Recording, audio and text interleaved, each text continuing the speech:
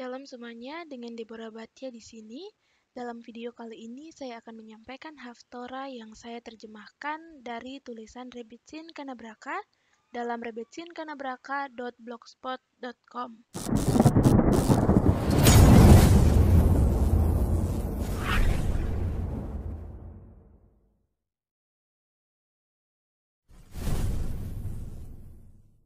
Haftorah Mishpatim, mengatasi pola negatif dan kecanduan.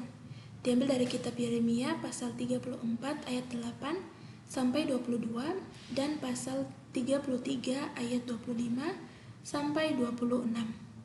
Bagian pertama, mengatasi perbudakan pola negatif dan kecanduan. Dalam Haftorah minggu ini, Yeremia menekankan pentingnya untuk memproklamasikan kebebasan kepada budak dan pelayan Ibrani di tahun ke-7, menurut hukum yang dijelaskan dalam pembacaan Taurat kami. Setelah mengedepankan firman, Yeremia membebaskan budak-budak Yahudi. Israel kembali mengalah pada yetzer hara mereka dan mengambil kembali budak dan pelayan mereka. Yeremia memperingatkan Israel atas kejahatan ini dan memprediksi kejatuhan mereka selanjutnya. Sekarang, semua pangeran dan semua orang yang telah masuk ke dalam perjanjian mendengar bahwa setiap orang harus membiarkan pelayannya dan semua pembantunya bebas, tidak lagi menahan mereka dalam perbudakan. Kemudian mereka patuh dan membiarkan mereka pergi. Tetapi setelah itu mereka berbalik dan membawa kembali para pelayan-pelayan yang telah mereka bebaskan dengan cara paksa, menjadikan mereka sebagai pelayan laki-laki dan pelayan perempuan. Di dalam Yeremia pasal 34 ayat 10 sampai 11. Kita sering memiliki kemampuan untuk memperkuat diri kita sendiri dalam mitzvah tertentu. Tetapi sayangnya kembali ke pola perilaku negatif kita sebelumnya. Setelah menerima Taurat, kita dipanggil untuk memperkuat diri kita sendiri, melawan perbudakan kecanduan, dan untuk menjaga resolusi kita sebelumnya. Marilah kita membuat keputusan yang kuat sekarang untuk mengambil sendiri satu kebiasaan atau sikap yang positif. Verbalisasi keputusan ini dimulai dengan saya memilih 7 kali sehari sebagai penegasan positif, memberi kita kemampuan untuk mengatasi pola pikir atau perilaku negatif. Bagian berikutnya, hubungan antara Haftorah dan bacaan Torah. Haftorah kami sejajar dengan pembacaan Taurat tentang Mishpatim yang juga dibuka dengan hukum budak dan pelayan. Melalui kinerja Mishpatim, hukum antar manusia, setiap orang Yahudi diperintahkan untuk bertindak dengan kepekaan yang tinggi untuk menghormati sesama Yahudi. Sama seperti Hashem yang menciptakan dunia dalam 6 hari dan beristirahat pada hari ke-7, kita juga harus melakukan sebagai hamba. Dia bekerja selama 6 tahun, tetapi tahun ke-7 kami akan menjaga kebebasan. Hukum budak Ibrani bersaksi tentang penciptaan dunia oleh Hashem. Tahun ke-7 bertepatan dengan hari ke-7 ketika Hashem menyelesaikan penciptaan dan beristirahat pada hari Sabat. Jika kita merasa sulit untuk sepenuhnya mengatasi perbudakan pribadi kita sendiri, kita dapat mengikuti model hukum tentang budak Ibrani.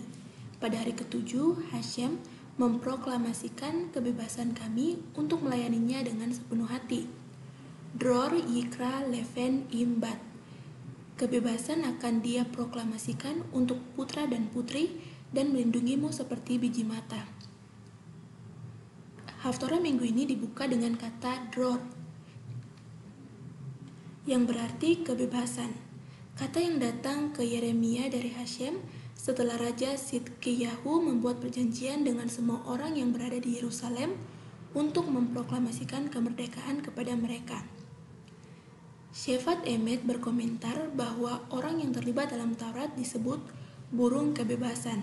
Setelah menerima Torah di Gunung Sinai, dalam porsi Taurat minggu lalu, kami sekarang siap untuk terbang seperti burung kebebasan, berjemur di hadirat ilahi Hashem seperti yang dialami melalui kesucian Tauratnya. Sebenarnya, kata dror memiliki nilai numerik yang sama dengan kata Ibrani untuk suci, kadosh. Shem Meshmuel menjelaskan bahwa Mishpatim, hukum antar manusia, mengikuti pemberian Taurat untuk menjaga orang-orang Yahudi dari kekuatan spiritual yang tidak murni. Sisi lain, Taurat yang diberikan di pagi hari disebut Torah of Keshet, cinta kasih atau kebaikan. Ketika Israel terlibat dalam Taurat, kami membangkitkan karakter-karakter Keshet di dunia.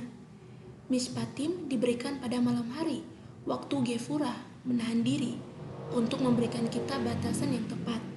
Mematuhi hukum-hukum ini akan memastikan bahwa kekuatan jahat tidak menyebar melampaui batas-batas yang mereka tentukan di dunia.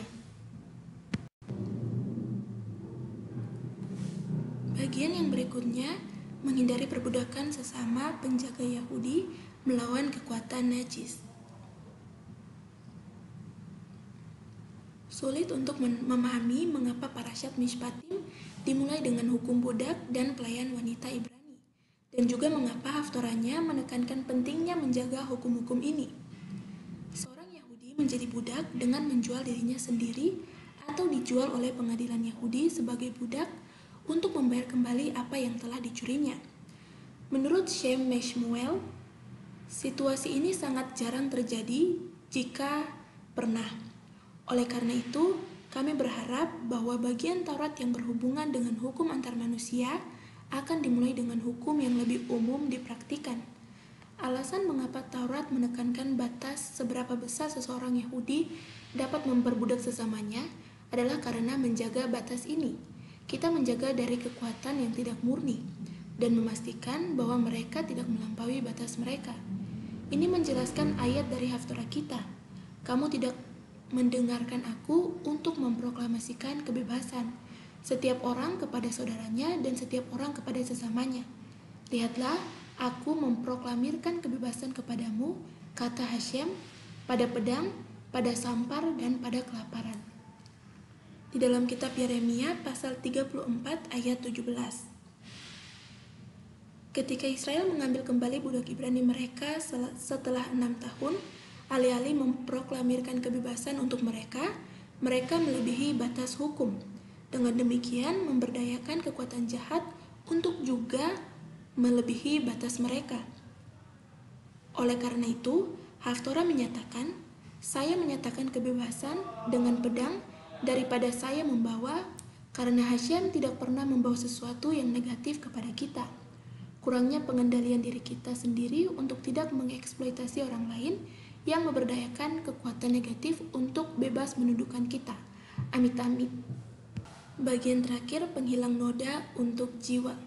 Jika Anda menyimpan mishpat di dunia ini, saya akan menyelamatkan Anda dari mishpat dari Gehinum, penghakiman di neraka. Mengapa menjaga mishpatim, hukum antar manusia, menyelamatkan kita dari Gehinum lebih dari hukum Taurat lainnya? Untuk menjawab pertanyaan ini, kami harus menjelaskan sifat Gehinum. Ini adalah tempat di mana jiwa-jiwa dibersihkan dari noda dosa. Saat kita menghitung, tidak setiap noda hilang secara merata dari pencucian. Beberapa noda hanya ada di permukaan pakaian dan hilang melalui siklus mesin cuci yang singkat. Namun, ada juga noda membandel yang terserap oleh serat bagian dalam pakaian. Untuk noda ini, kami perlu menggunakan penghilang noda berulang kali, dan terkadang bahkan pemutih, sampai kami dapat menghilangkannya. Sama halnya dengan noda spiritual. Gehinum seperti mesin cuci untuk jiwa. Semakin dosa telah menembus ke dalam jiwa, Hashem melarang. Semakin kuat pembasuhan yang dibutuhkan untuk membersihkan jiwa.